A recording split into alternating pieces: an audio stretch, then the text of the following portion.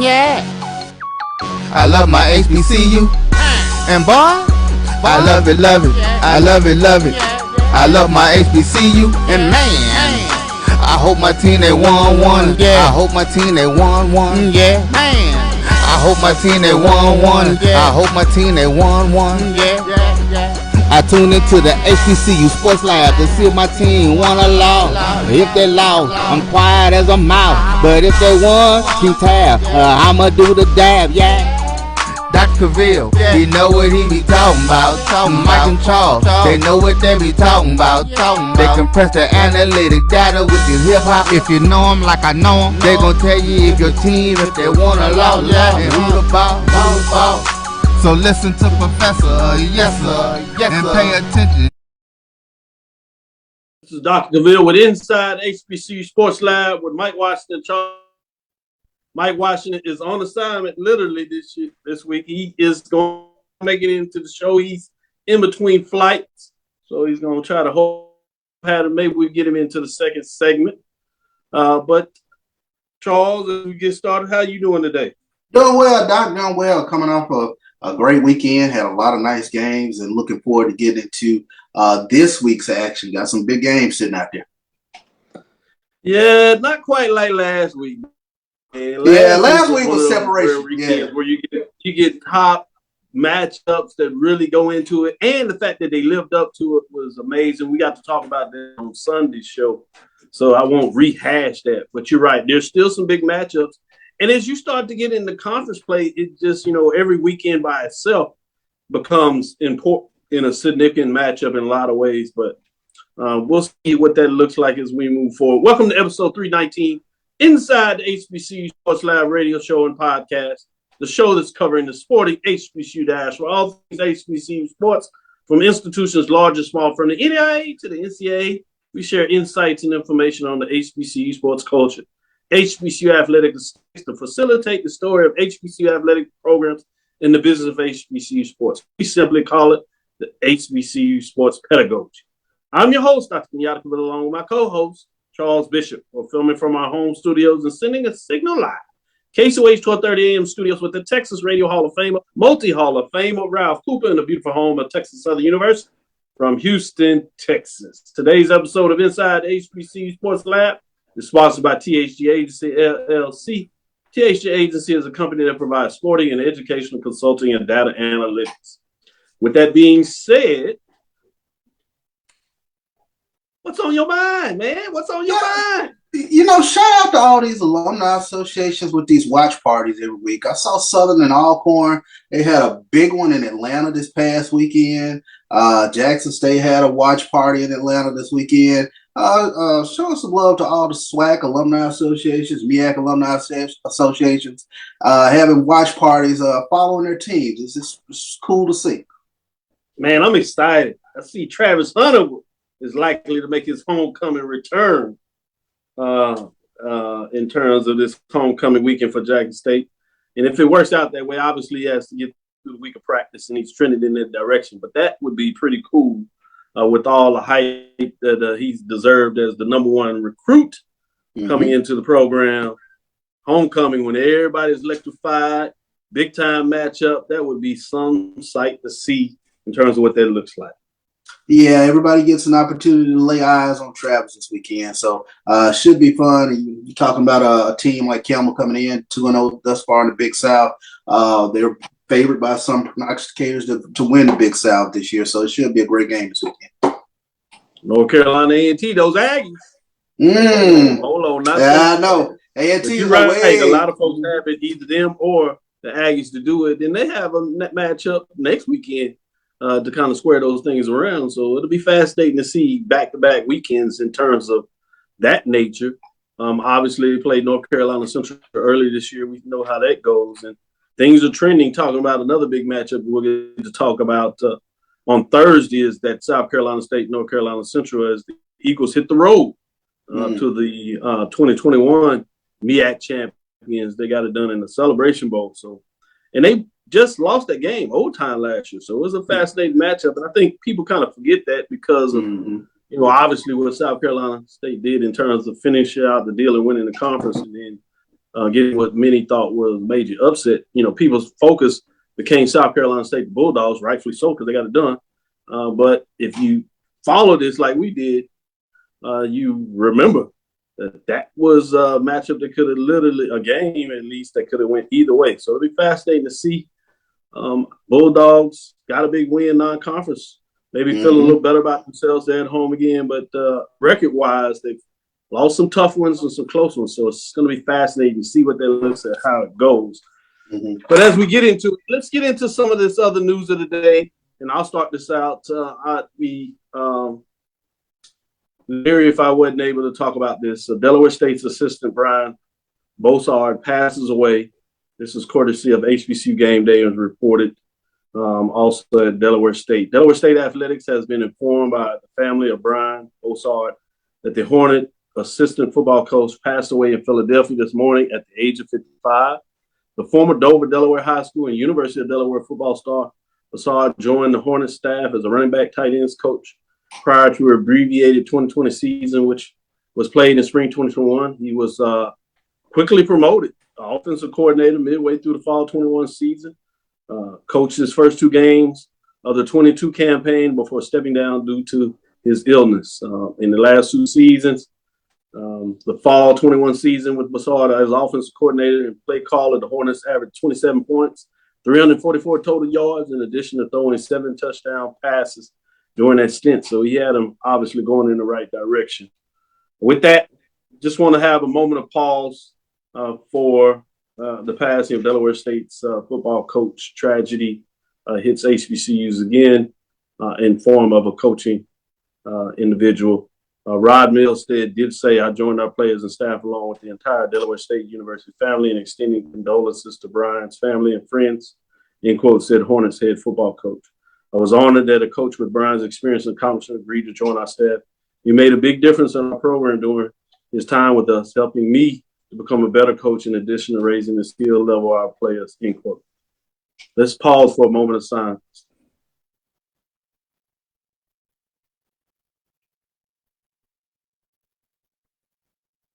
With that said, got some other tough news out here, and then I'll kind of let you take it away and see what you want to go in there. But everybody's pretty much aware now. SWAC announces Southern Prairie View's altercation suspension. That was pregame that somebody called on their cell phone that was put out there. Yeah. SWAC announced multiple student athletes suspension and institutional fines stemming from the pregame altercation that transpired between the Southern University and Prairie View and football team on Saturday, October 8th. Prior to the big game, they went to Southern. A total of 21 student athletes, 11 from Southern and 10 from Prairie View, have had suspended for 1 game for their respective involvement in the altercation. After conducting a comprehensive investigation, it was determined that the student athletes involved in the altercation violated the league's code of ethics conduct by committing acts of unsportsmanlike conduct.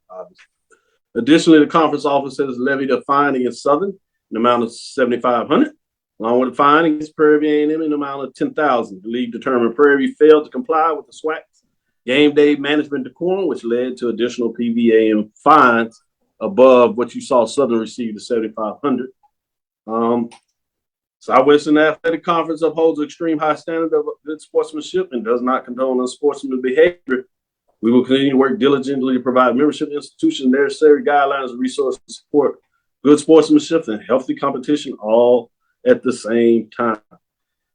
With that being said, didn't necessarily name the players. For those that saw this with Southern and Jackson State last year, pretty quick, similar penalty. Obviously, that also didn't have as many people involved in terms of literally throwing down the gauntlet, for lack of better words. So more people took a little more time than I think what some people would like to saw. They wanted it probably coming out before the game.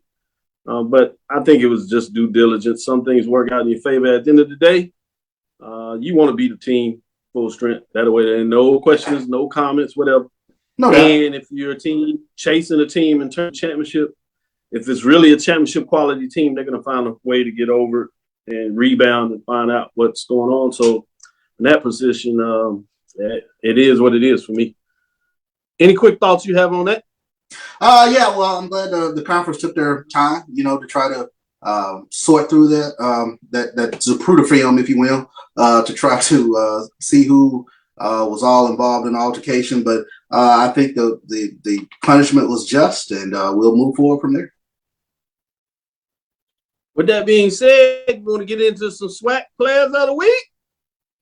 Let's go for it. Let's take a look at the SWAC players of the week. The SWAC has named Arkansas Pine Bluffs running back Kayvon Britton, Alabama A&M's Drake Terry, and Grambling State's Donald Johnson, and Southern's August Petrie. It's SWAC football players of the week for their impressive performances this past week. Let's take a look at the offensive side of the ball. Britton, he rushed for 277 yards on 32 carries to go along with four touchdowns, Dr. Bill, during UAPB's contest against Alabama A&M. He currently leads the conference in total rushing yards with 754, as well as rushing touchdowns with 12, and he ranks fourth in yards per rush attempt with 6.2 yards per carry. On the defensive side of the ball, Drake Terry, he was a game changer during Alabama A&M's 34-31 road victory at Arkansas Pine Bluff this past week as he erupted for 14 tackles and a 31-yard interception. His interception would come after the Bulldogs had previously retaken the lead, 17-14 at the start of the second quarter. It also set up the Bulldogs with an opportunity to extend their lead on the next drive as they pushed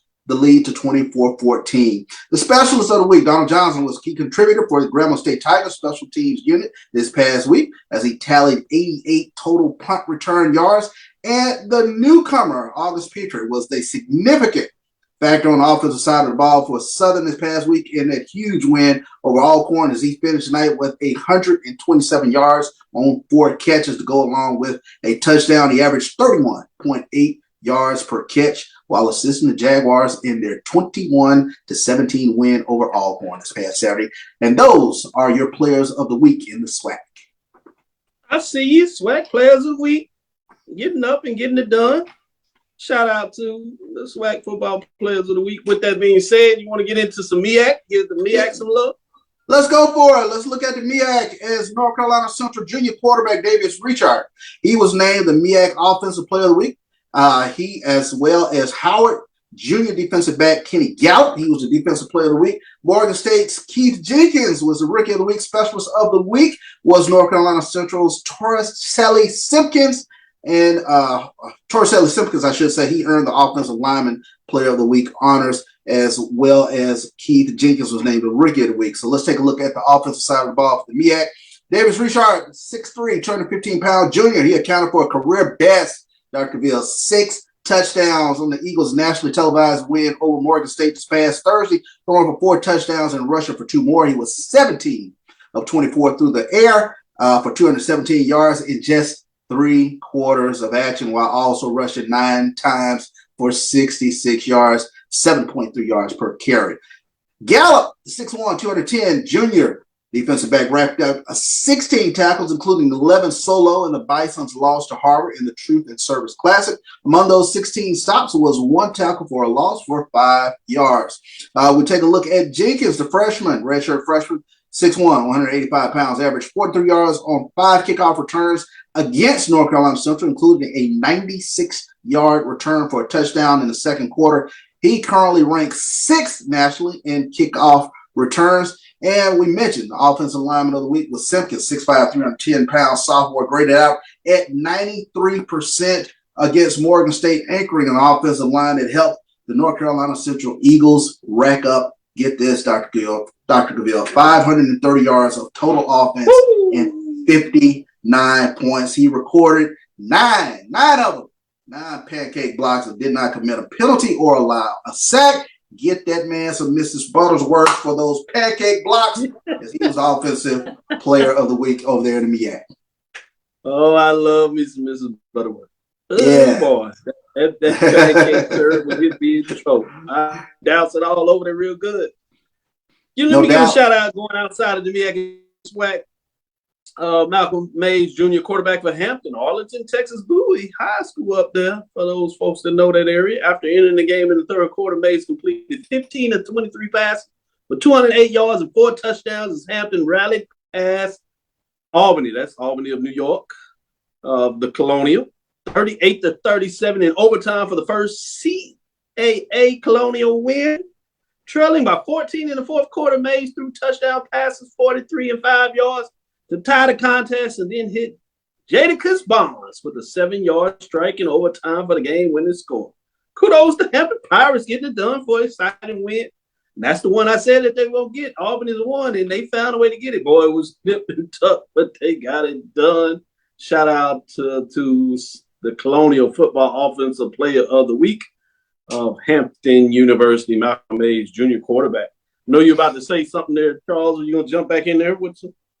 Oh, no. I mean, you just take a look at Davis Richard this past week. I mean, to put that type of show on a national TV audience, that was huge. Love seeing that. You talk about the first 5 drives, Charles. Mm-hmm. First 5 drives. 6 out of the first 7, game was over. Hey, you know, I take a look at it, and you talk about Richard's performance this past Thursday. Shador, first 3-4 drives, if I'm not mistaken, quick points. You know, you talk about these quarterbacks, man. We'll see. We'll see what happens. The game. That's fine. I mean, people want to talk about focus points, but I'm not sure if people understand is one of you things you do to drive dialogue and conversations is you talk about potential matchups. That doesn't mean that you're guaranteed or that you're writing in stone that it's going to happen. But forecasting at this point in the season, what we've seen, if the matchup happens to be Jackson State coming out of the SWAC and North Carolina coming out of the MEAC, that would be a fascinating matchup when you talk about what these two quarterbacks have showcased thus far in the season. Now, obviously, you have Southern that has 2 significant wins. They still play Jackson. You have Alcorn, obviously, with a lot in front of them. They still in the mix. Yeah. Right? Get into the mix. It's going to be interesting between that Southern Jackson State game. You know, we got to get through Campbell first, but I'm excited about that matchup. I'm not sure people realize that if Southern can get it done, rivalry game, anything happens, they get it done, and they finish out a treacherous road trip. They still got to go to FAMU the following week, which is not. I know, right? But somehow, let's say both of them end up 7-1 in the conference race. Then the SWAC championship game that so many figured would be in Jackson with maybe an undefeated team, would all of a sudden, because of the head-to-head win with both teams at 7-1, would go down south and go to Baton Rouge. How about that? You still got Prairie in the mix. They find a way, beat Alcorn when they home. They finish out the season winning. They'll be hot on a hot streak. And they would go to the championship game if Southern loses to Jackson State and or FAMU. Not to mention they still have a rivalry game with Grambling. A lot of football to be played. A lot of football. But it's fun to tease some of this out to say, oh, my goodness. And as we said, we'll talk about on Thursday, if South Carolina State is not done, they get this win here. They back in the mix, 1-0 in the conference, feeling good about themselves, and they can stretch out. And I told you about Delaware State, everybody. They're playing well. So don't forget about that matchup in the MEAC as well. A lot of football to be played with that. Let's take our first break. We'll get back into poll rankings to let you know where teams are ranked, to give you an indication of where they are right now. This is not a projection in terms of the power rankings. This is in terms of this week, week number 7, what a team's doing at this moment in time and where they rank. And we'll be right back after this first break to get into those rankings, Charles, and let me see what you think as I put it on the paper. It should be fun. The Cuvée Group is a Florida-based marketing and training consulting firm. We help businesses communicate to their target audience and engage them in conversation. We also help to expand their audiences, which will ultimately result in growth for those organizations. In addition to being a certified constant contact specialist, my colleagues and I are also certified in John Maxwell Leadership Principles. We use these proven principles to conduct workshops, training, and private coaching sessions for individuals and companies looking to take things to the next level. Contact us to schedule a free consultation. Issues today, don't delay, call Cuvée. Since 2002, Empowerment Resources, Inc., a nonprofit organization, has empowered more than 1,500 youth and adults in Duval and surrounding counties. Through its programs, Journey into Womanhood, Girls Mentoring, Life Skills for Teens, and parenting education coaching. To get involved with programs, volunteer, or donate, visit www.empowermentresourcesinc.org. Follow us on social media, facebook.com/empowerment.resources and instagram.com/empowermentjax. Are you hungry for authentic Caribbean food like jerk chicken, oxtail, red snapper, shrimp, tofu, and rasta pasta? Well, find your way over to Mango's Caribbean Restaurant, 180 Auburn Avenue, right next to Royal Peacock in downtown Atlanta. Them belly full, but we hungry. Mango's Caribbean Restaurant, open daily from 11 a.m. to 10 p.m. And on Friday and Saturday, we're open till 4 a.m. Come to Mango's and put some spice in your life. So we've got a good thing going. Mango's Caribbean Restaurant, 180 Auburn Avenue, right next to Royal Peacock in downtown Atlanta. For more info or directions, call 404-698-3992 or log on to mangoscaribbeanrestaurant.com. For instant coupons, text MANGOS to 313131. Tell your mama hungry, papa hungry, brother hungry. Mango's Caribbean Restaurant, authentic Caribbean cuisine. Open up the door. Press the analytic data with your hip hop. If you know them like I know them, they gon' tell you if your team, if they wanna loud and who the ball. So listen to Professor, yes sir, and pay attention, cause he gon' teach a lesson. This is Dr. Cavil with Inside the HBCU Sports Lab with Mike Washington, Charles Bishop. Mike Washington is on assignment. Probably got delayed, but you know how Mike is. He might have decided to fly somewhere else. I'd be remiss if I didn't talk about Tuskegee. People have asked, why they hadn't played home games and things of this nature. And I guess people are realizing with some of these pictures now that they were working on the facility, particularly the field. And it's finished. Beautiful picture in terms of the new turf, AstroTurf, that new turf they have with the alternate color greens, with the bright red Tuskegee with the orange in there, looking extremely nice and facility. And it's done essentially just in time for their homecoming game on November 5th against Miles, which is going to be an intriguing matchup just because of the rivalry. Then obviously the exchange of the coaching, much like we've seen with Prairie View and Southern. You have a similar thing taking place there with Miles and Tuskegee. So that'll be fascinating. And we'll get to that as it gets a little closer, but I'd be remiss if I didn't do that. With that being said, let's get into this mid-major ranking and see if we can find out Miles, Tuskegee, are they in the business here? Well, let's look what's going on in week number 7. Dropping out of the polls this week, West Virginia State Yellow Jackets, still with a winning record, 4-3-1, but they drop out after a tough loss. With those receiving votes, as we get into a little more of it, we have West Virginia State Yellow Jackets receiving some votes at 4-3 with 10 votes.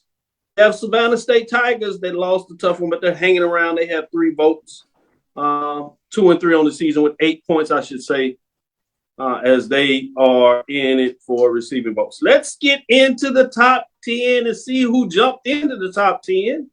And in fact, we'll get right to it at number 10. Lane Dragons of SIC at 4-3-1. They were not ranked, but 12 points vaults them into the top 10 at number 10. Number 9, Virginia State Trojans, 3-2 on the season with 18 points. They were previously ranked 8. They took a tough loss this week, and that's 2 in a row, so they trended down, and they fall this week. At number 8, Bowie State Bulldogs, 4-3-2. They fall with their loss, 2 spots from 6 to bringing us to number 7, which is none other than those Golden Tigers of Tuskegee. 5-2, 4-0. They just continue to win quietly, getting it done. It's strange to hear about a Golden Tiger Tuskegee team when you can say quiet. Yes, they're undefeated, looking for a big-time matchup that we'll talk about on Thursday, as they basically could almost tie up in a lot of ways the West Division in the SIAC. We'll see if that takes place as they face off against Lane. That is in the top 10. So that is a top 10 matchup. That's a top 10 matchup. We'll talk. Yeah. 42 points, 9 points. So they move up 2 spots there, Charles. Finishing out the bottom 5 in the top 10 at number 6, Fayetteville State Broncos, 5-2, 4-1, 51 points. They do move up a spot as they win, setting up to look like they should be coming out of the Southern Division, but they're going to play a juggernaut if that's the case. So it looks like it still may not be the year for Fayetteville State to get over the hump, but maybe they can get a little magic this time in the championship game, as they've been Cinderella for so long. At some point, you think they'd be able to knock down the door. We'll see. This would be a rematch if it's against Virginia Union, that just continues to play out of their mind with that tremendous game against Bowie State. They went down to the field goal in terms of, again, we talked about on Sunday, amazing matchup. Getting into those top five. At number 5, Albany State Golden Rams, 5-2, 3-1, 60 points. They fall a spot after a tough loss to Benedict Tigers at home. Great game matchup right here on BCSN in terms of those that had a chance to watch it. That was production by our very own people, giving you a matchup of certainly the SIAC. Some people would say mid-major game of the year. CIAA folks would argue a little bit with that and certainly could understand, but it was a great game. It's the number 4, Langston Lions, 5-1, 4-1. They take the first loss of the year. Tough one, 71 points. They dropped a spot from number 3 last week, so you see them continue to move through it. They have another chance, a top 20 matchup out of the NIA, and more importantly, in their conference race, a team that they need to hit in the mouth if they're going to find a way to get back to their championship ways of a couple of years ago, or they're going to go back on another one of those slides. Let's see what this looks like as we go to number 3.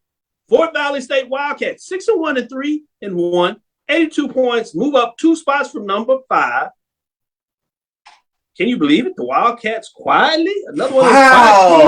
Wow. But because of Albany and Benedict playing so well, you forget about Fort Valley State. They're going to say, hold on there. And their long losses to Benedict. They do have that tremendous matchup that will come at the end of the year against Albany State, their rival, which should be just a tremendous matchup no matter if both of them are out of the race. But still, just think about that. Bringing us to number 2, we talked about Benedict Tigers. They got the big win over Albany State, big win over Fort Valley State. They are rolling. They are 7-0, 5-0, top 25 team at the Division II level, number 2 in our poll, 4 first-place votes, 88 points. And if it wasn't such a thing as the number 1 Virginia Union Panthers, 7-0, 5-0, that just continues to get it done. A number 1 for the 6th straight week, 6 first-place votes. Tells you all you want to know about the Panthers, Virginia Union, getting it done. Let me go to you, Charles, so I can get your thoughts on the mid-major division poll of the ring, week number 7. You know, as much as I want to fight it, I think it's about right. I really was trying to vault Tuskegee up a little further, but I think I think the first 1, 2, 3, no problem whatsoever. Yeah. You know, Fort Valley, like you said, they're sneaking right in there, sliding in at 3. But I was trying to see where Tuskegee would show up this week because they're 5-2 overall, 4-0 in conference play. They could sew things up this weekend. That's going to be a huge game with Lane. Albany State with the 1. I have no problem with it. I was trying to fight somewhere in there to see how far Tuskegee could vault up, but they'll probably slide it in there right. The good thing, if you're talking about Tuskegee, to your point, all of their fruit is ahead of them. They get a chance to start this week with Lane to make another statement, which is going to continue to give them a chance to move up. And then obviously, if they can run the table, those wins count. And then they're going to get a top 2 team out of the East Division. What better way to make a statement to get you wherever you want to be in the poll rankings in a lot of ways, get it done. So time is on their side and they're going in the right direction. I'm just curious. Get into this. Who's a better 5-2 team, Tuskegee or Fayetteville State? I would say, I don't know. That's a really good matchup. It's hard to say in terms of who they played. I would have to lean towards Fayetteville State because one of their losses is to Virginia Union. And so and it was a pretty close matchup, even though Virginia got it done on the road. I mean, but the trouble you have with Tuskegee is who have they played? Yeah. Now, you rank based on the fact that you got the wins, but to really balled up, oftentimes it's also a combination of your strength of schedule. Then it's also about where you started, which is difficult for a lot of folks and unfair for teams that didn't do well last year and get on a hot streak. I mean, some of it is just where you started in the rankings. That's a lot of your problem. To some degree, I think you see that with North Carolina Central. They've done a lot, and some teams don't even have them in the top 25. But a part of that is where they started in the rankings, which was off the radar, which if you really thought about the program, that shouldn't have been the case. But that's a whole different question. But perfect timing as we get into major division.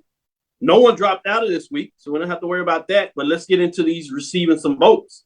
Alabama A&M Bulldogs have literally woke up from the grave, and they've won 3 straight. So now they're at 3-4, 3-0. 3 should be 3-1 in conference play. They had their loss to FAMU in terms of the conference race. Texas Southern Tigers are sitting at 2-4, 2-2. They were off this past weekend, but that's still some votes they got for that win over Pine Bluff. And you have South Carolina State trying to find a way to get around. They did have a win against everybody's homecoming favorite, Virginia Lynchburg, 2-3 on the season, 3 points in terms of receiving votes. Let's get in the top 10 to see where teams are. Slight changes here, but not a lot of them, so we'll get through it. At number 10, North Carolina A&T Aggies sit at 3-3, 1-0 in terms of the conference race. As they keep moving forward, they had a victory over Division II Edward Waters, got it done with 18 points, remain at number 10. Bring this to number 9. Alabama State Hornets, they just continue to chug out some wins, 4-3, 2-2, 22 points. Nice schedule so far. Good couple of victories for a first-time coach, Eddie Robinson, but he stays at number 9. At number 8, they got a big matchup in a couple of weeks, though, against Alabama A&M that now look a little more favorable with the way that Alabama A&M rises. Both of them are off this week, so should be fascinating to see how that goes. At number 8, Prairie A&M Panthers 3-3, 3-1, 27 points, 7 first-place votes. They were off a week, but they dropped. They have a non-conference game against Lamar. Lamar is winless on the season. You would have looked maybe for Prairie View to get a non-conference win, second year in a row. But there's going to be a little challenge with those suspended players. Good from the standpoint it's not in the conference game, won't hurt you there. But overall, in terms of having a chance at the game, it'll be interesting to see what that does to them as they're on the road. At number 7, Alcorn State Braves are 3-3, 2-1, 39 points. They fall 4 spots. Tough road loss, but a lot of teams ahead of them just keep winning. So it dropped them quite a bit, even though it was a close contest. First, at 4th down call, if you call, some folks watching the game were not liking the spot, including Coach McNair. If you're a Southern Jag, you'd be like, man, that was the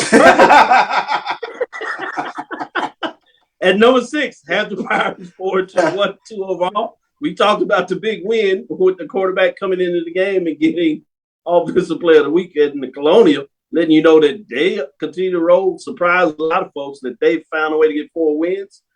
It'd be interesting. Can they find a way to get 2 more somehow the rest of the season? They'll end up with the winning season overall, and that would be pretty significant. You ask anybody in the first year in the Colonial.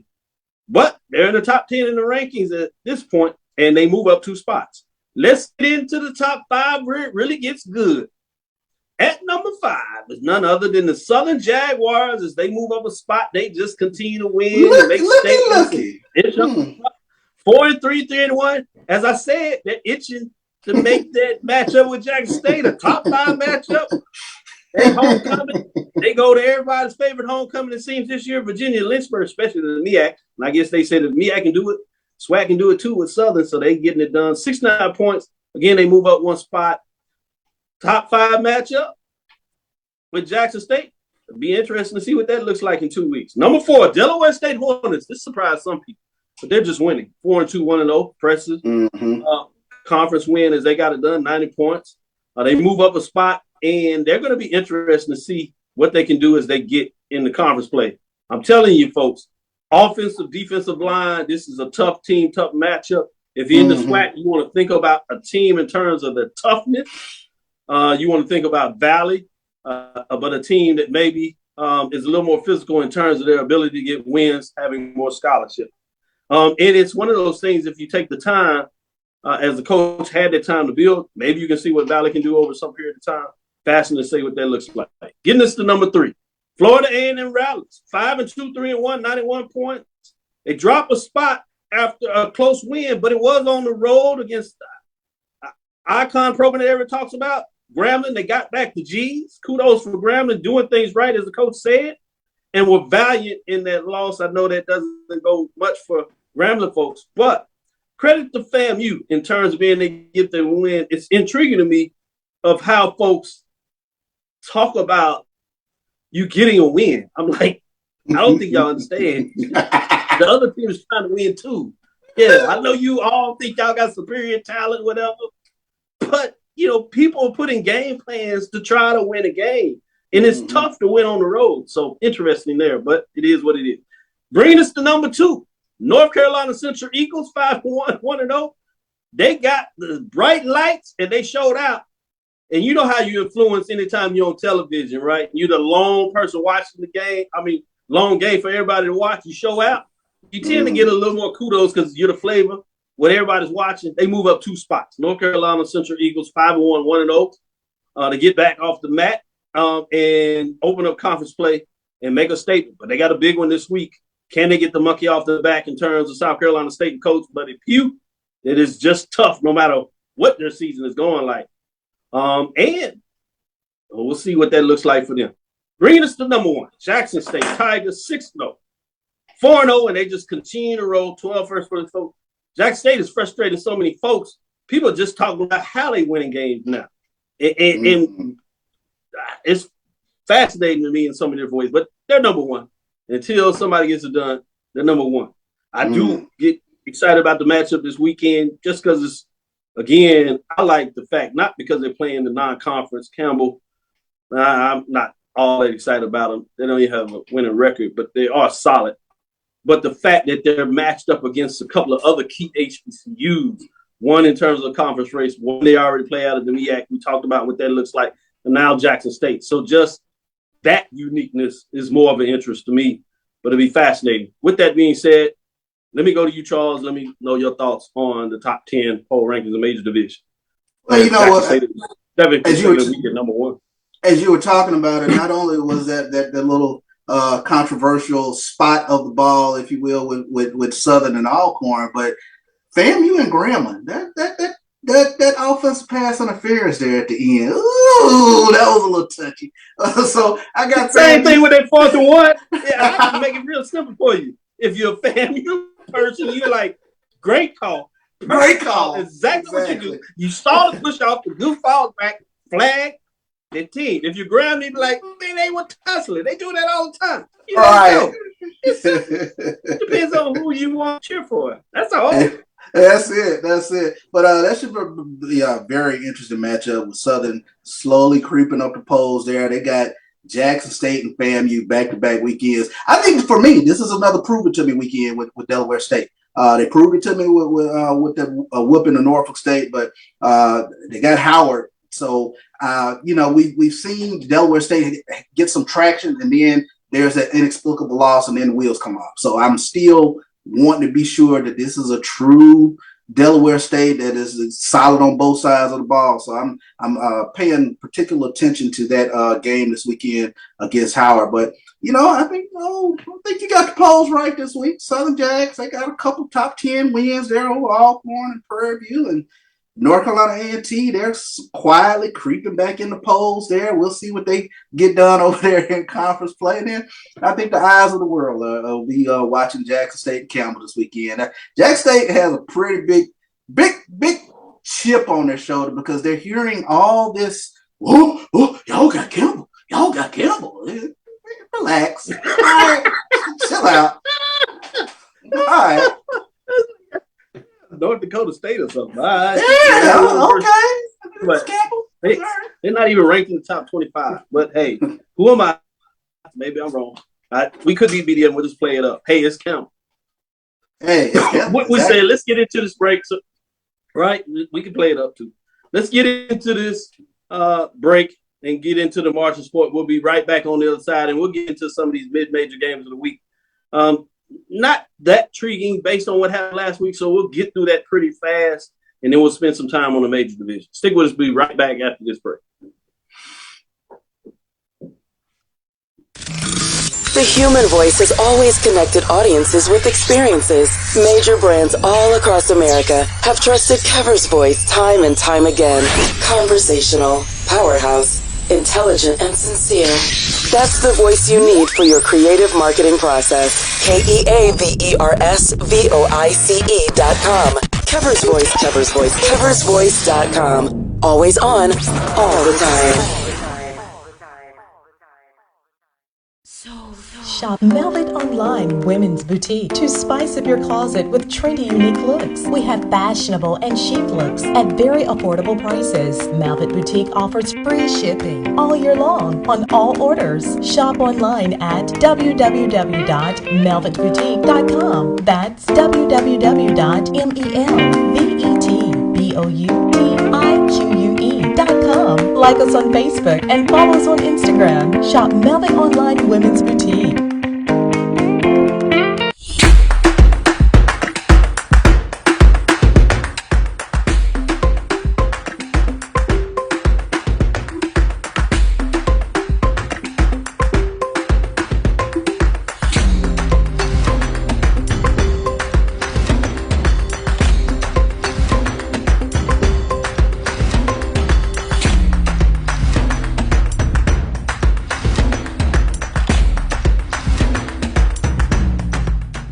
Trust the analytic data with the hip hop. If you know them like I know them, they gon' tell you if your team, if they wanna law, and who the ball. So listen to Professor, yes sir, and pay attention, cause he gon' teach a lesson. This is Dr. Cavil and Professor Bishop getting into the mid-major division games of the week. Let's get into it. This is a fascinating one to some degree. Langston, Oklahoma, they're back at home. W.E. Anderson Stadium. This is a 3:00 game, Central Standard Time, Saturday. Ottawa Firestorms are 5-1 in the conference. That's the Sooner Athletic Conference. At number 4, Langston Lions, as you just heard where they were ranked, 5-1, 4-1. Langston took a tough loss last year, but it all started in a lot of ways with Ottawa last year on the road in Arizona, where the Firestorm had that vaunted comeback. Can they get a little payback this year and right the ship, put themselves at least for a share of the top of the conference? It'll be fascinating and at least get a big win such they'll be in a playoff position in terms of their ranking in the NAIA. So this is a big game. I'm calling it the classic game of the week because it's just so big and we don't have a classic game. But what are your thoughts on this matchup? Can Langston find a way to right the ship? Two teams that are playing really tremendous football at the NAIA level. Yeah, I mean, but we've yet to really kind of see Langston take tough losses on back-to-back weeks. They last week against Texas Wesleyan, they that thing got off the tracks real quick in terms of early kickoff, run back for a touchdown, and it just never got right. Texas Wesleyan jumped out on them quick, and that game was over pretty quickly. But I think Langston will be up for the challenge playing at home. It's always good to have some home cooking coming off of a loss. So I look for Langston to get some payback from last year against Ottawa. Good point. Let's go into this next one, which is the independent non-conference mid-major division game of the week. Bluefield State, Big Blue, as they brought back football, and they love these type of matchups in these games as they get into it. As you know, they're 3-2 on the season overall, obviously not in the conference. They're playing Allen Yellow Jackets, 0-6, 0-5 on the season. Tough season for them as they transition to Division II. Thought they would be a lot better than this, but they're taking it to the chin. Bluefield State has had a chance to really do pretty well in regards to what it looks like in a lot of ways in terms of these types of matchups, if you would. Just talking about those kind of things, getting into it. So give me your thoughts in terms of what that looks like as we bring Mike in here. He can get his thoughts as we talk about Bluefield State, Big Blue, that are 3-2 at Allen Yellow Jackets, 0-6, 0-5. They're playing in South Carolina. Blythewood, interesting name at Westwood High School in terms of what that looks like in South Carolina where Allen plays this game. But Charles, what are your thoughts in terms of this matchup? Yeah, this is going to be tough for Allen. They haven't won a game thus far on the season. Bluefield State's playing some pretty good football, but when you talk about one of the bright spots for Allen is Michael Reese. And even last week, you talk about a quarterback who threw for over 300 yards, 26 of 37. He had for 367 yards and 3 touchdowns. So he is that bright spot. But like you said, it's been a tough transition for Allen, bumping up a level, if you will. But I expect for Bluefield State to get this W. Bluefield just finds a way to play those SIAC programs pretty well. They do with the CIAA. They love these type of games. So I think you're right. It'll be interesting to see if they can get it done and continue to make that statement. Independent against the SIAC. Let's get into our break. We'll come back on the other side with the major division games of the week. By that time, we'll get Mike fully in, and then we'll see what he thinks on some of these major games. Let's take our last break. Come back on the other side, and we'll get right into it. From novice to aficionado, find yourself here. High quality cigars plus personal customer service. Slow Burn is Waco's only mobile cigar lounge, featuring a meticulous, curated collection of premium cigars. Visit our website, www.slowburnwaco.com. That's www.slowburnwaco.com. It's never too early to plant the seed, to share the tradition, and instill a sense of pride in your HBCU with your little ones. HBCU Pride and Joy Children's Boutique helps you share your school spirit with a wide selection of adorable kids' apparel and accessories officially licensed from your favorite HBCU. Visit hbcupridejoy.com and follow us on all social media at HBCU Pride Joy on Facebook and Twitter. This is Brian Fulford. AD Drew and I are co-hosts of the BCSN Sports Lab. We talk about all things related to HBCU athletics. From the games, teams, coaches, and fan interest stories, we cover it all. You can find our shows on Facebook at BCSN Sports Lab, YouTube at MyJBN Online, and everywhere you listen to podcasts like Anchor, Spotify, Google, and Apple Podcasts. You can also find the show on the Jericho Broadcast Network's app. Make sure to download. We look forward to you joining the conversation and being a part of the show. Press the analytic data with your hip hop. If you know them like I know them, they gon' tell you if your team, if they want to lose, and who the ball. So listen to Professor, yes sir, and pay attention, cause he gon' teach a lesson. This is Dr. Bill inside the HBCU Sports Lab with Mike Washington, Charles Bishop. Mike is on assignment, but he's found a way to jump in this last segment. Good time. Major division talk. We're going to get into what we're calling the classic major division game of the week. Yes, sir, classic, but it should be an intriguing game. Nashville, Tennessee, and Nissan State. See Saturday, October 22nd. As you know, 2 o'clock Central Time. You have Eastern Illinois Panthers are coming in to Tennessee State. Both teams are 2-4 overall. Eastern Illinois is 1-1 in the OVC race, and Tennessee State got the big road victory last week against Tennessee Tech, so they're 1-0. It's another chance for Tennessee State to continue to show that they're going to be a contender in the OVC.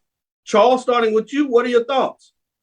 I think Tennessee State has found their formula, and that formula is beating Jalen Rouse as much as they can. Another big week for him, 20 carries, 126 yards, but they are able to control the clock, and that defense is stout enough to get that win, especially at home, and knock off their opponent this Saturday. So I'm looking for Tennessee State to get the win. I think they found a little formula. I got them over Eastern Illinois. Mike, what are your thoughts on this Tennessee State, Eastern Illinois Panthers Titans? Well, Doc, CB, I do agree with CB. I think they found their mojo. I think specifically on the defensive side, I think they played well this weekend against Eastern Illinois, particularly on the defensive line. So I look for Tennessee State to kind of get their third win of the year.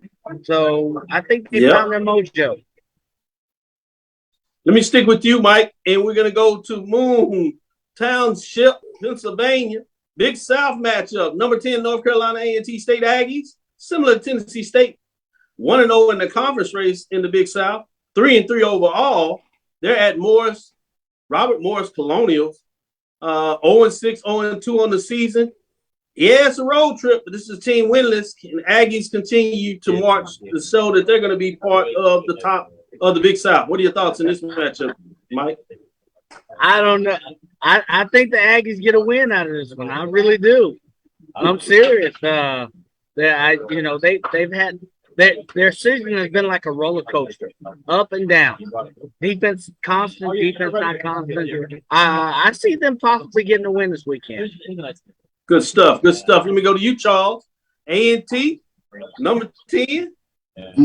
Jackson State gets a chance to kind of show them what they need to do with Campbell the following week, but they got to do it against Robert Moore first. What are your thoughts in terms of this Robert Moore's Well, I had an opportunity to watch Campbell versus Robert Morris this past weekend, and what happened, and eventually that Campbell defensive line took over that game. So this has got to be a game where North Carolina A&T's defensive line gets to the quarterback, gets there early, stop the run, and turn Jermaine McDaniel loose. Huge game this past week, 4 sacks.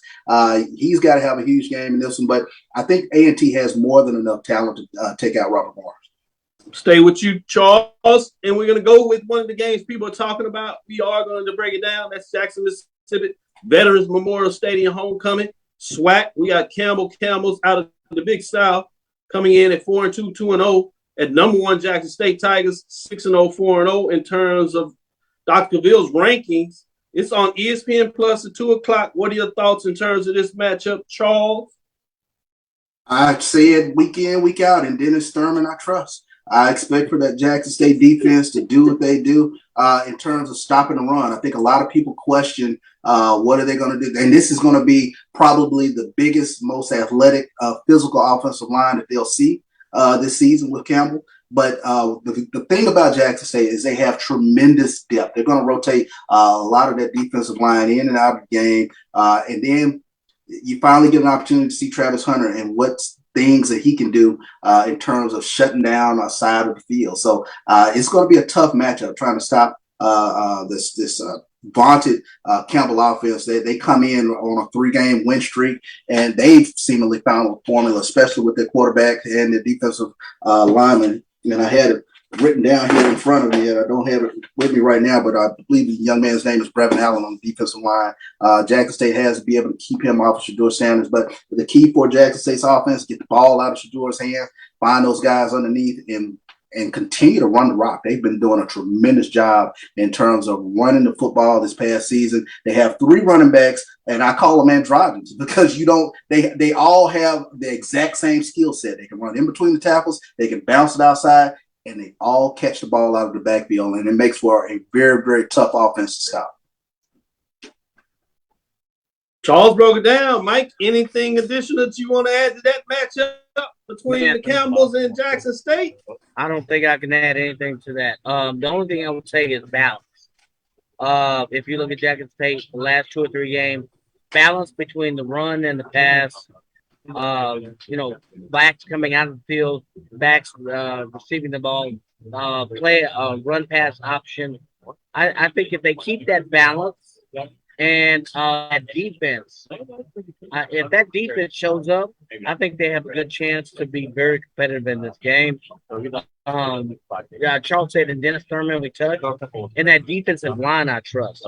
Can that defensive line make a statement on the D line? I think the balance, I think the efficiency, the balance of the offense we've seen with Jackson State in the last 2 or 3 games, RPO, backs coming out of the field, backs, getting handoffs, it kind of confuses the defense. So I think if they can keep that balance, I think they have a good chance in this game. Yeah, big players to watch for Campbell. Malik Williams. He was coming into this game. He was the Big South Offensive Player of the Week this past week. He threw for 249 yards against Robert Morris. And then Brevin Allen. That was a young man I mentioned earlier. He is the defending Big South Defensive Player of the Year coming into this game. Had a huge game against Robert Morris. He had 3 sacks in that game. So you got to keep Shedeur upright in this game. Good points. Good points. When you talk about that quarterback matchup, this one to watch, as both guys are relatively young, so it's fascinating to see what that looks like. I would have my bets on Shedeur. With that being said, let's go to my last matchup, Major Division. This is a MEAC bonus game of the week. It's with those Delaware State Hornets that I tell you keep your eyes on. Washington, D.C. This is a homecoming. William H. Stud Green Stadium. MEAC match, 12 o'clock, high noon on ESPN Plus. Number 4, Delaware State Hornets, 4-2, 1-0 travel at Howard Bison, 1-5. What are your thoughts in terms of this matchup? Stick with you, Mike, and then I go to Charles to kind of close it out.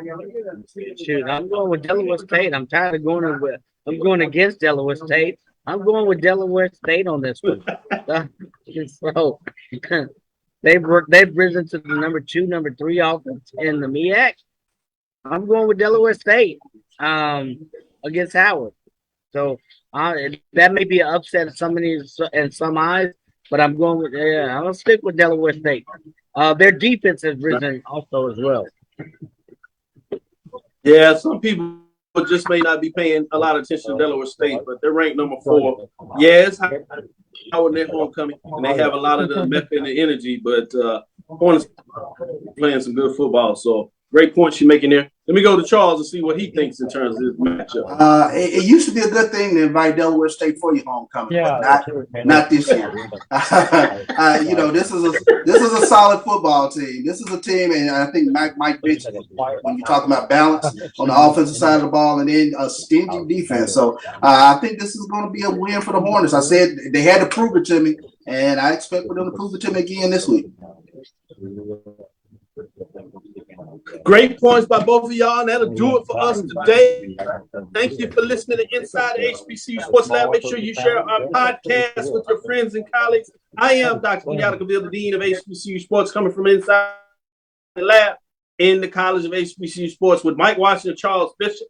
Hope you enjoyed our breakdown of the mid-major games of the week. Major division games of the week. And we'll get into some of the conference games, SIEC, CIAA, MEAC, and SWAC for some more games of the week on Thursday with some top 10 matchups. We'll get into March of Sport top 10, see what some of those head-to-head matchups look like this week. It'll be fascinating when you talk about that a little bit, Charles. It may be a slight upset on the number 1 seed. You had Alcorn coming in there and, sent that video where the referee had to go in the stands with UNLV. We'll talk a little bit about that in terms of bands understanding when to play and when not to play, in that you're not at a battle of the bands during the game. There's a time and place for everything. You got the 0 quarter, the 5th quarter where you do the battle, and then you certainly have your showtime and halftime. But when you stands, yes, part of that playing is supposed to be about getting energy. You talked about, Charles. There was some problems in that Southern game with Alcorn. So we're going to talk about that a little bit and see if it affects the folks on one of those sides. So follow me, Dr. Kenyatta Cavil, DRKNYATTA-CAVIL on Twitter, Facebook, and Instagram. Inside the HBCU Sports Lab 1 on Facebook. Inside the HBCU Sports Lab 1 on Twitter. Facebook and YouTube is Inside the HBCU Sports Lab. Dream big and continue to move forward. We will talk with you soon. Charles? Of course. Mike? Lecture. Sorry. Dismissed.